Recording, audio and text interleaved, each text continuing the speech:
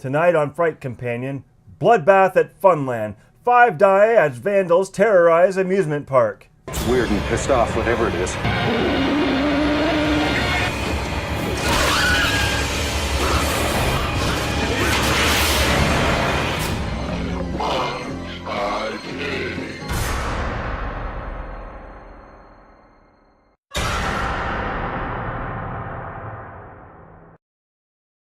This movie was labeled a thriller, a slasher, a horror. The cover art is spooky. Everything about it seems like a scary movie. This movie was billed as a new ticket to terror from the director of Friday the 13th, Sean S. Cunningham, The New Kids. Mm-hmm. You know, there's some lighthearted moments, and then there's some very, very dark moments. Yeah. So we waited it all out. Not a horror movie. Yeah, we but waited certainly, the whole fucking movie out. with all due respect, it's a fucking awesome amusement park shotgun blaster movie. Yes. So I did like that. If you're going to watch this movie and you're really into horror flicks, you could probably safely skip to the last 30 minutes of the movie. Yeah, I kind of mentally noted it when we were watching it. It was like the 57-minute mark. And that's when you finally get into the actual act of the horror. You learn everything you need to learn about the characters during this horror scene that's only about 40 minutes long. This could have easily been condensed into a short movie. Yeah. I mean, if you're just a horror advocate and you want to see some gruesome, cool 80s shit, definitely just skip to the 57-minute mark. Yeah, and then you have a half an hour. It's like a really awesome Goosebumps episode. Yeah. Half an hour. Tales of the Crypt or something.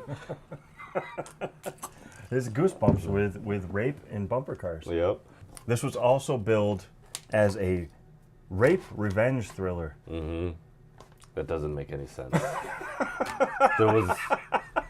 Was anyone actually raped?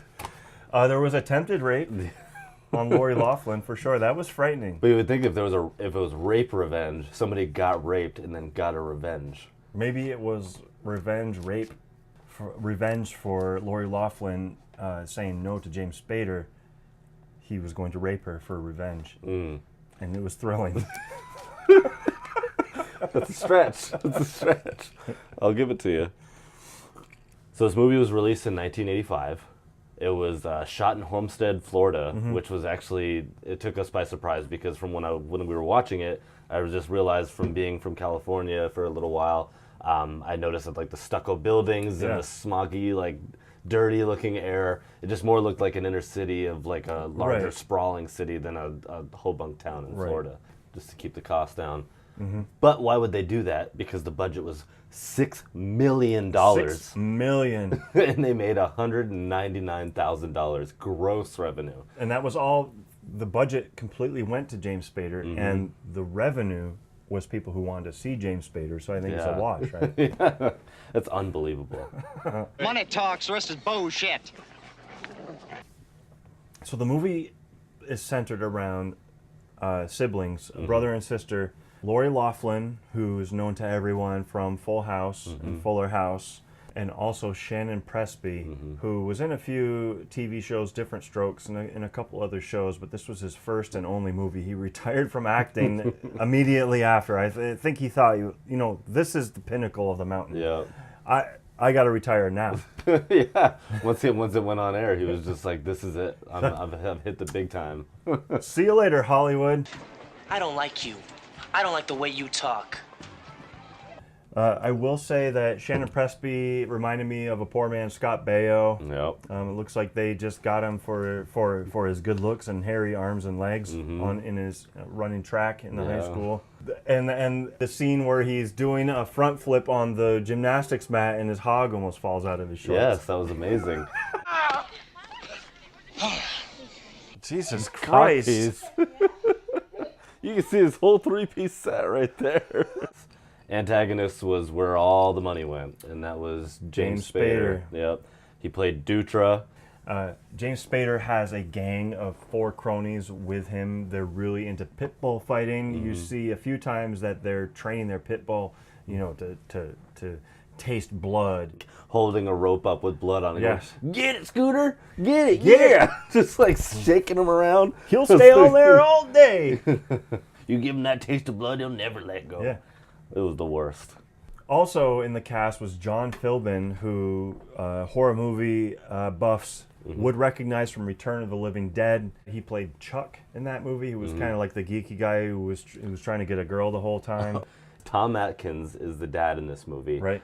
Some people will recognize him from Halloween 3, Season of the Witch. Everybody should. He starts the movie off by waking up his two kids. Let's go, son. What's the matter? You whack off too much last night?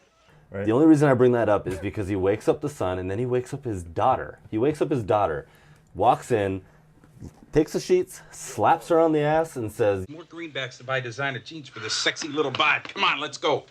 and I'm like, what is wrong with this guy? We just watched the movie Season of the Witch where he's just hitting on every chick that walks by I like him. to think that this is an unofficial sequel. and Yeah. this is where he ended up in his later life. We go into montage scene of these guys, like the whole family working out, loving each other. Yeah.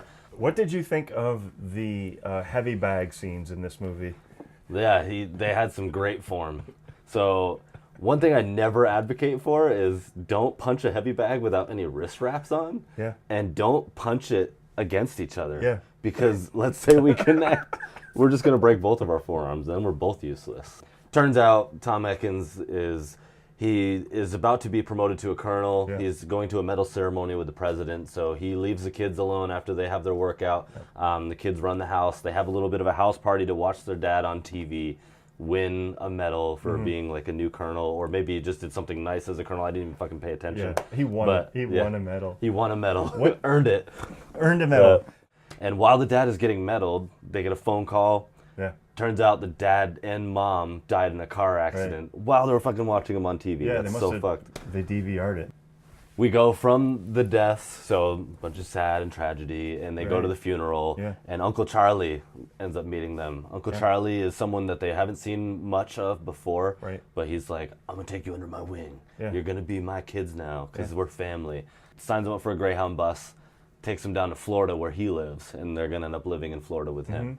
He's like, I got a dope setup, I got everything you need, and they hop in his red caddy. That's probably like the pinnacle of this movie. It's the best thing about the movie. And the siblings are like, whew, yeah. we got it made. Uncle's got a sweet red caddy. We're in Florida. Yeah, it's like, and he's telling us about this lucrative business he has, Yeah. and he's doing so well.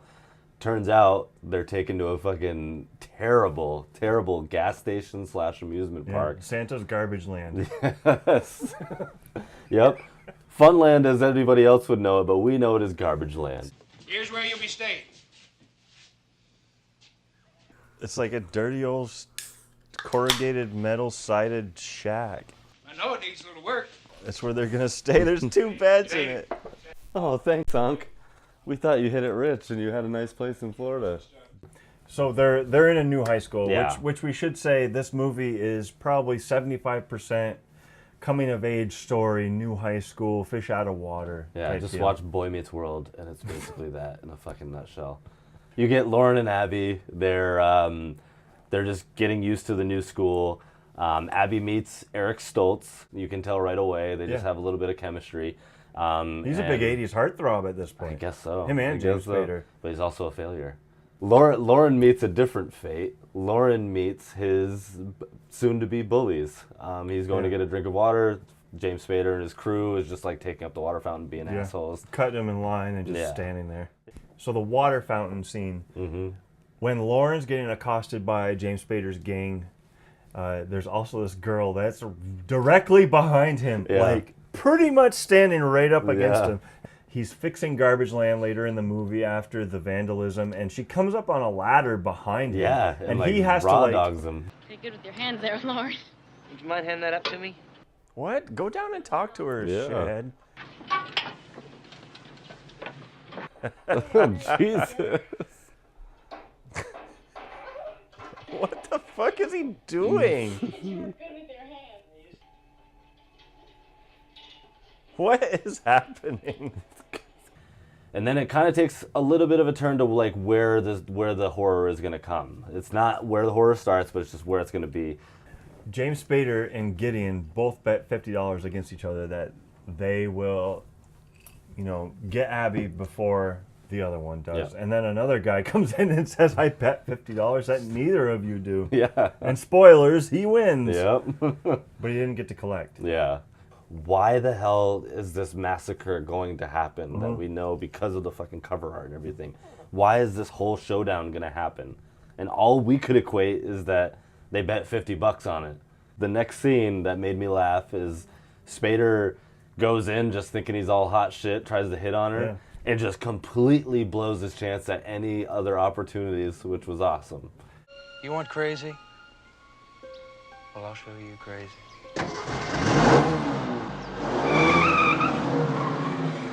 I think he went in there thinking that he was only going to need to try one time. Yeah, and just he like- didn't really have a backup plan. Go to the dance with me. Or else.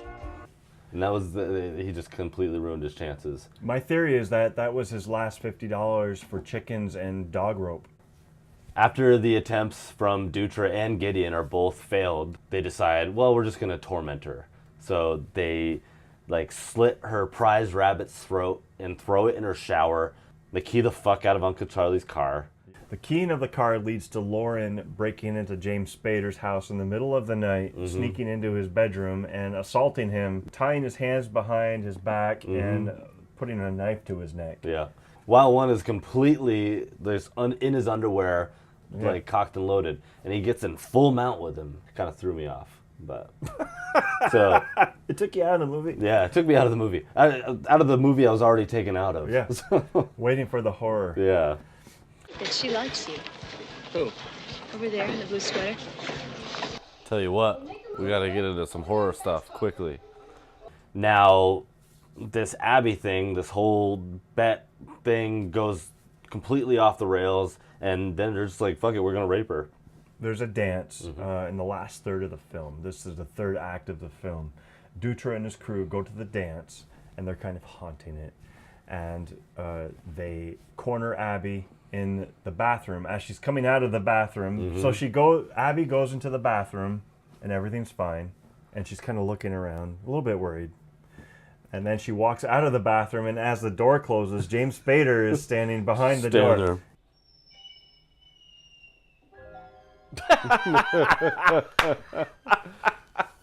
The other girl, he's probably just like, what's up? She runs from him, but his gang has every exit covered. Yeah. So they grab her and they take her. And one from- thing I want to expand on that. I want to expand a little bit just because this is my whole thing about Eric Stoltz and his character. Gets Abby, he's like, everything's going great. We're going to go back to my place. We're going to get it on. And then she leaves.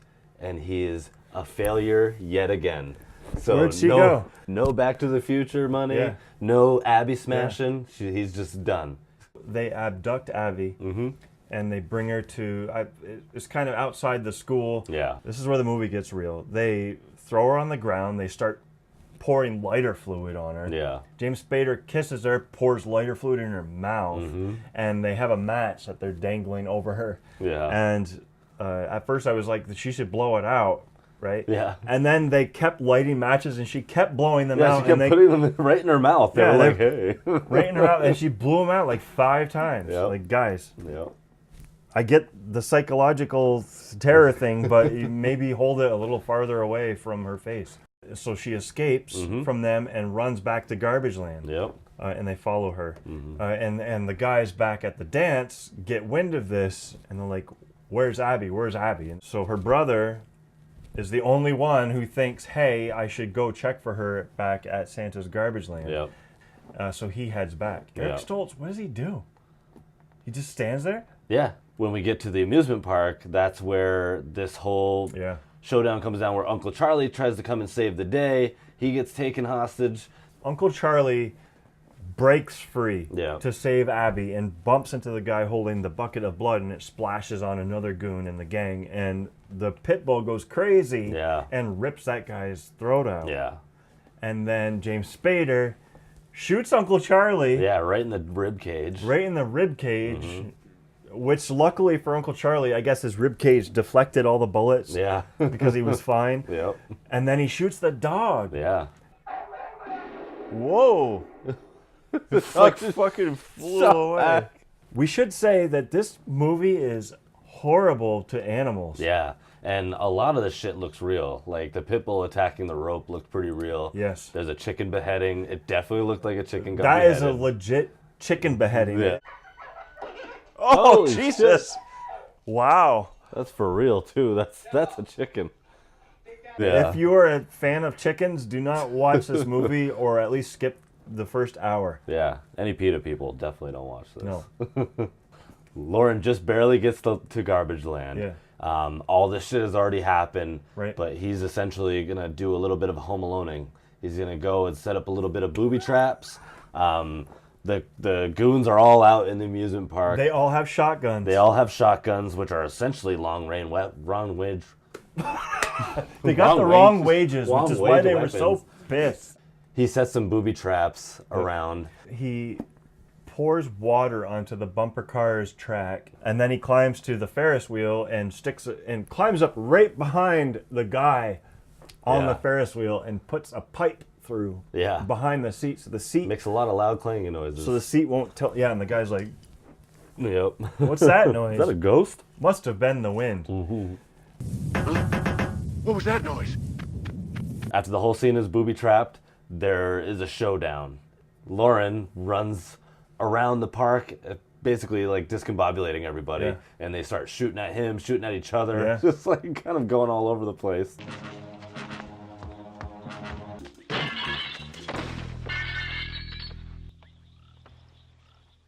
Did he go in there and smash pots like fucking Zelda? So all the gang members have shotguns. They're all shooting at Abby and Lauren. And pretty much our heroes evade them all and take all of these guys down in various ways. Yeah. One guy gets his throat torn out by a pit bull. One guy falls out of a Ferris wheel and is just like, like Family Guy on the ground after. And it wasn't even that big of a fall. It wasn't. Like, you would have just broken your arm. Maybe. Another guy is in the rafters of the bumper cars and just gets electrocuted. By a generator that was within the tent. Like within the ride tent, there was a literal generator, like one that would power a small building. And the fourth guy had his head put down on the tracks of a roller coaster, and That's his right. head gets run over. Which finally leads up to the showdown between Lauren and Dutra in the front of Funland at Santa's Fuel. But essentially what happens is there's a fuel pump. He's going to douse Lauren in gasoline. Yeah. Dutra's going to douse Lauren in gasoline. Apparently he has like a fascination for that. So It's true, yeah. That's true. so he's going for that, but it doesn't seem to work because he can't seem to get a hold of Lauren, so he just lights the flames on fire. I want to know, in a 1985 gas pump, if you can control the flow of the gasoline, can you light it and keep a constant flow of flame out of that gas pump Yeah. the way that James Spader did in that scene? I had never seen anything Yeah. like that before. Using a gas pump as basically a flamethrower, Yeah. It's pretty dope. it is awesome. I've never seen that Yeah. before. I never even thought about it. Yeah. Even when I'm at the gas pump thinking that there should be no scanners or cell phones at the gas pump.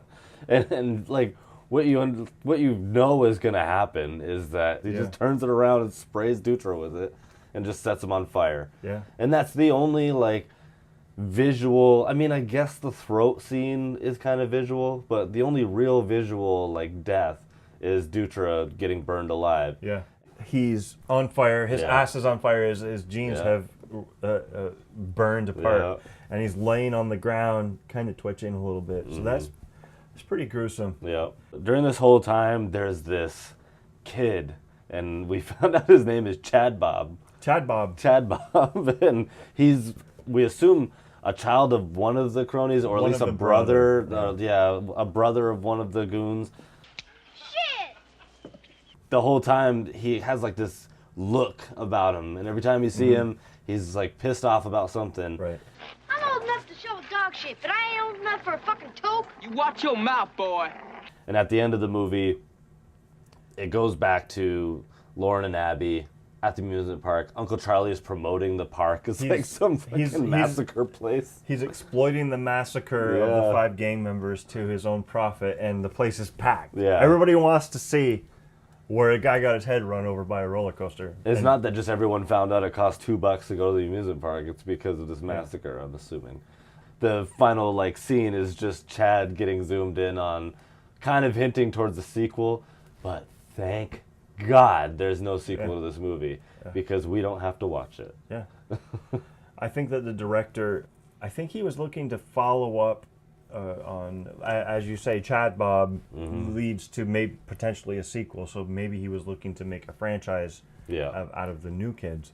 He made a movie a few years later called Deep Star 6, which is actually a legit horror movie about a base on the bottom of the ocean that gets overrun by aliens or some crazy shit like that. Nice. So maybe we should put that on the short list. Maybe, but this fucking movie kind of turned me off of Cunningham a little bit, to be honest. He's got a lot of credit in my book, but this movie threw me off.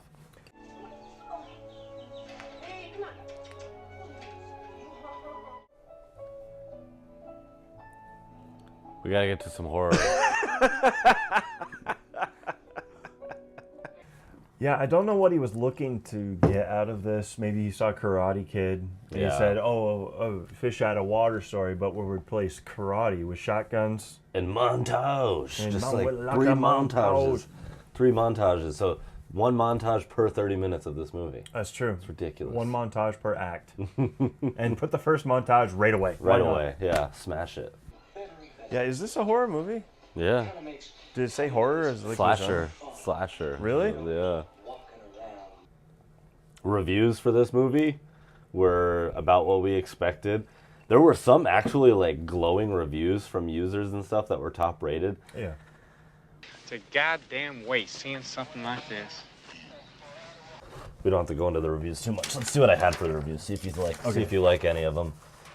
The New Kids is just one of those many random 80s picks that entertains in spots and disappoints in many others. And then full of vaguely Yankee-centric distaste for the South and its allegedly chaw-spitting, date-raping, dog-fighting denizens. The Wow. New Kids is nevertheless hard to take seriously as anything except an adolescent's power fantasy with a particularly high body count. That's a great one. Yeah. And it's not a horror movie. It really isn't. It can be kind of frightening depending on, events that may have happened in your life. This could traumatize you. Mm-hmm. But as far as a horror slasher, the only people that get slashed are animals, which is bad. Yeah. I don't like to see animals getting their heads chopped off or anything, but Yeah. it's not like your typical, kill all the teens slasher. Yeah, the only people that die are the antagonists. I just think the two blends of like coming of age, romantic type of vibe, plus like a slasher, killer, gang type of thing, I just don't see how that would meet any audience.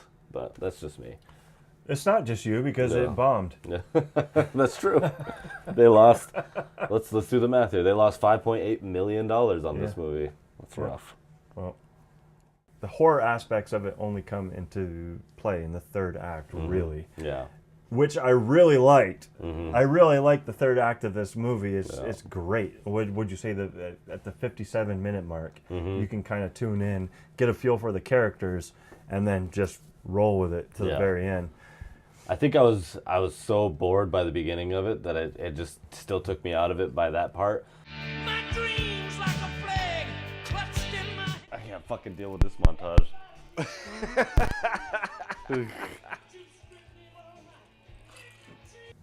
So the movie we watched was The New Kids. You can find it on Amazon Prime streaming. If you're a Prime subscriber, it's free.